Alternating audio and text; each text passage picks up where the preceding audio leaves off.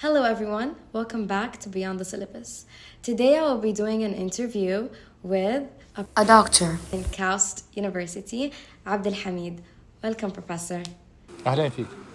Welcome to you. Thank you so much. Yes, it's a pleasure to be able to do this interview with you because when we went to KAUST University with the school, the way you were speaking about physics was very nice because I could see that you really have a passion towards it. When did this passion happen? When did it start? Okay. Simply because if you understand physics, you understand, and chemistry or physical chemistry, you understand all phenomena around us.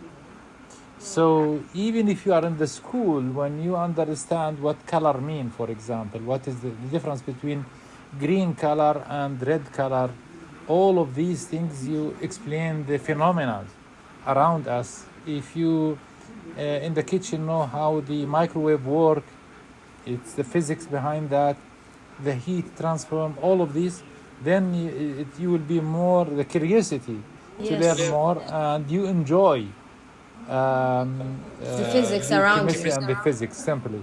Yes. And as I usually say that magnetization or science is very enjoyable, like in music. If you understand it, you enjoy it. Okay, amazing. My question to you, when did this love of physics or understanding of physics started with you? When did it start? Actually, I could say that this in secondary school.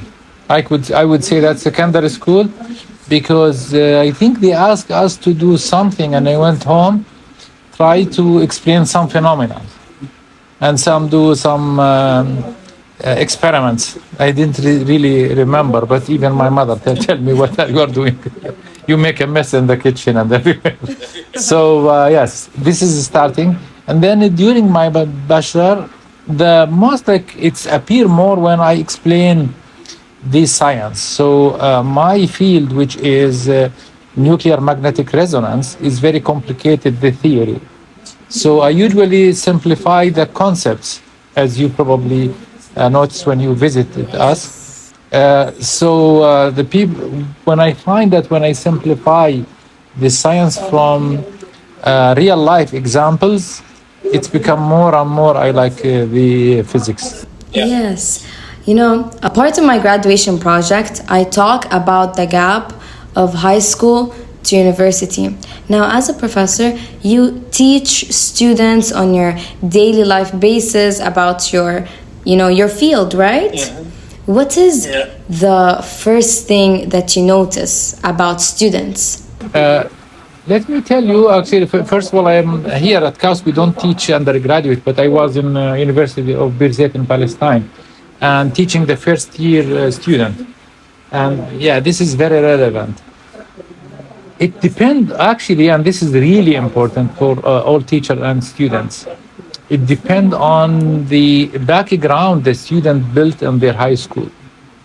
So you cannot, for example, write a poem if you don't know the alphabet. True. You cannot go to Z if you don't go from A, B, C, D, and so. So you cannot go A to Z. This is my kind of observation when I see the students when they came, and I am trying to teach them the chemistry and physics and all of this. They or the science in the freshmen. The background is completely different based on which school they come from. Unfortunately, some of the schools, especially private school, have better like teaching skills and all of these things. So the main challenge is how to simplify things to the level where people from different background can understand it. In theory, the people who have finished high school should have almost the same level of knowledge and skills and teaching, as they say, or learning. But that's not the reality. So the main challenge, the main thing for the university professors is to remember that when we talk, we have to make sure that the student understand the terminology, understand the basic thing. If you talk with them, it's as if I am talking with you Russian. Yeah. And you don't know. Like a robot. So, I am using different language. So we need to make sure that the basics is explained and the people or know what we are talking about, the main concepts, the basic concepts of the science, and then we can go gradually again and again. A, B, C, not I got you. Yes. Obviously, right now, you're working in KAUST, right?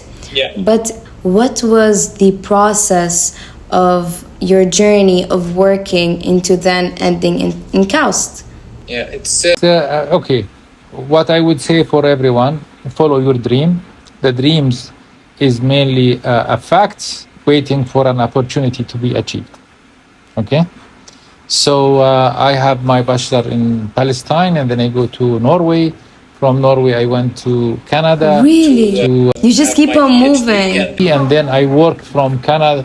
I work in Canada, then in UK, and then in US. When you get all of these expertise, then you have enough expertise and knowledge where it's not that difficult to find a job. And when KAUST is established, the idea of KAUST, King Abdullah, Allah yarhamu, the idea of KAUST is to make like Dar al-Hikmah in all time in Baghdad, where you can bring back all of the Arab and Muslim scientists and then make like a even international scientists in one place where it will be like the beacon of science.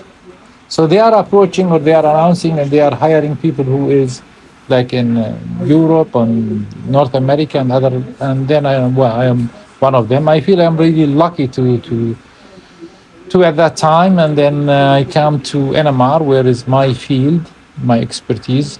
So I'm enjoying, as I told you, I'm enjoying science. I am, as you, as anyone, enjoying music. May I ask you a question? Why didn't you, as you've said, you've jumped from Norway to Canada to UK to US, why didn't you stop in one of the foreign countries? Why did you, go back again to an Arab country? Because people always say you go outside in Europe, it's better, Yeah, this is actually, to be honest with you, one of the doctor asked me this question when I was the doctor of the visa. You need to do a medical check when you apply for a visa, and he told me, why you're here. I told him I need just a check for the visa to come to. He told me, are you sure that you're going to Saudi Arabia? I said, yes, I'm sure. He said, why? He said, there is no, I don't lose anything when I come back to Saudi Arabia. Indeed, I am going to my culture, of course, Mecca and Medina. It's a really big plus. And I consider myself here as Saudis or Egyptian or Jordanian or Palestinian. When I find I can do something back home, why not? This is a dream for anyone. He said, for how long? I told him, okay, for the rest of my life. So I didn't, to be honest, I didn't think I am going to stay. But now I am founder for KAUST, and I am starting my 18 years at KAUST. So really? Yeah. So you've really been there. That's amazing. Yes. You've seen it develop, and I see it when it was a sand, and when we worked to build the houses and the university, the lab, there was no lab at all, and now we have one of the best lab of NMR worldwide. it's amazing. Now, I have another question. Let's say there is a student who came up to you, and would you recommend for them to try to find jobs or whatsoever outside in European countries, or stay, let's say, in Saudi Arabia or in the Arab countries? Well, for the Arab students, I would always recommend them to come back to the Arab countries. And it's kind of really on just when many, like if you count how much, for example, Saudi Arabia spent on you once you finish a bachelor, or it would be thousands, hundreds of thousands of euros, like from daycare, So when you finish your degree, whether it's a PhD or a doctor or a master or an engineer, you already spend like a lot of money and a lot of effort and a lot of care. It's not fair that when you start to give, you give it to other countries. It's like in debt. You have to really be loyal, kind of really thankful for your country that provide you with all of these.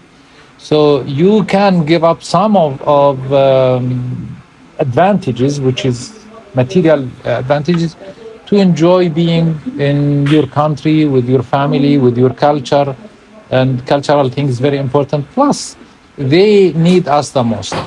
Like, let me be honest now. If I would like to talk about NMR spectroscopist, it's a very unique. I don't think Germany would have problem to find one, or US. But the Arabian country, yes, they will have problem to find one who can even speak Arabic and have this knowledge. So of course, there is no hesitation to do that. It's a pleasure, and it's I think an honor. If you look to it, is not only in depth where you can do the changes the most. If you have, like, if you get, say, would like to donate 100 real or $100, you would ask how many people will get benefit of that. True. Right? And knowledge, it's like I say always, the zakah of money is to give money. The zakah of ilm is to teach it. So this is my approach, is that if you get all of those knowledge, go to the people who most need it for it. This lab, NMR, is the only place where I can find NMR lab in the Arabic countries, not only in Saudi Arabia, is King Abdullah University of Science and Technology. But most of the universities in Europe or North America, or even in China now, and in Japan, have facilities and have expertise. So yes, and it must be the first choice for everyone to come back to her country and serve there. Unfortunately, sometimes, which is I understand that, if they are expertise in something, especially in research, they cannot find the lab to do or to reach their potential, and that's very common as well. So if you find a lab, you can serve your country. There is no choice. You should not think twice. Come back to your country. Come back to your Arabic country, no matter what it is. You know, it's very impressive to me, because after all of your experience, whenever I talk to anyone, they're always like, it's enough. I did my university. I did my school. I'm sick of learning. But you seem to always want to thrive.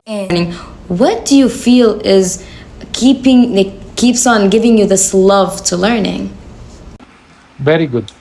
And I would like you to quote me on that. Okay. Okay? The moment we stop learning, the moment we think that we are not students, we should quit science. Simple. We are all students. I feel myself every time with a project, with any student, as a student, I should learn more from this project than the student, or the same, equally the same. And that's what I'm telling to any professor, any university. And the moment that you think that you are not student anymore, or you don't need to learn anymore, simply quit science and research. Simple. Wow. You quote me on that, okay? Yes, I will quote you on that. Yeah. Now, if you don't mind, can you tell us what was an amazing experience that you went through that you always love to recall or think about? Actually, the most is the workshop I organized for the students from other universities. You are one of them, and this is a good experience. You see someone who came to the university who never know me in person at all. Just you get some information, and you get and then after 2 years, 3 years, I don't know.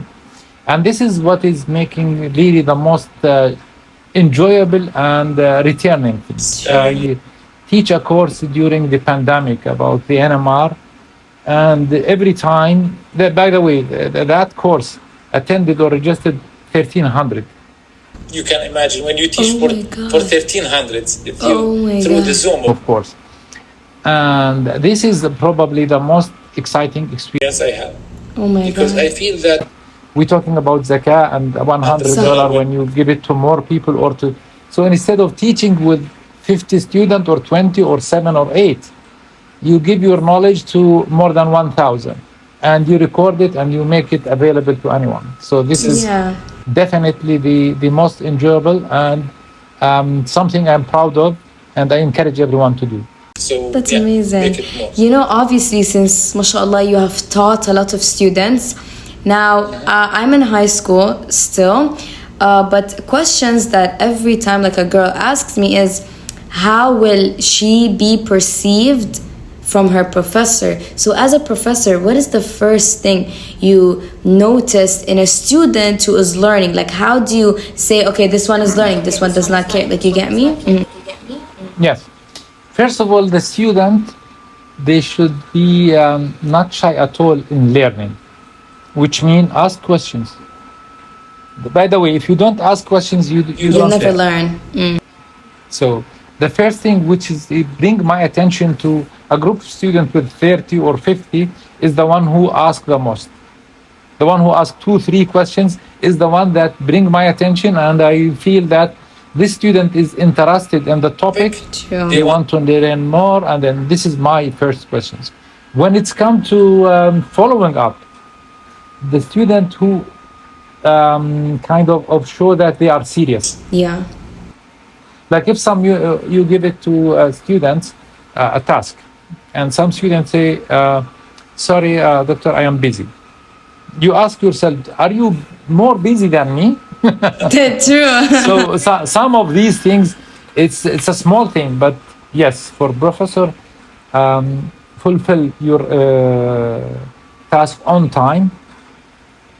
Never say I am busy and execute unless you have something that you get sick or you get something that cannot do the task. But the first thing, ask questions and attend on time and all of these things. Yeah. Sure. This is my recommendation for the student.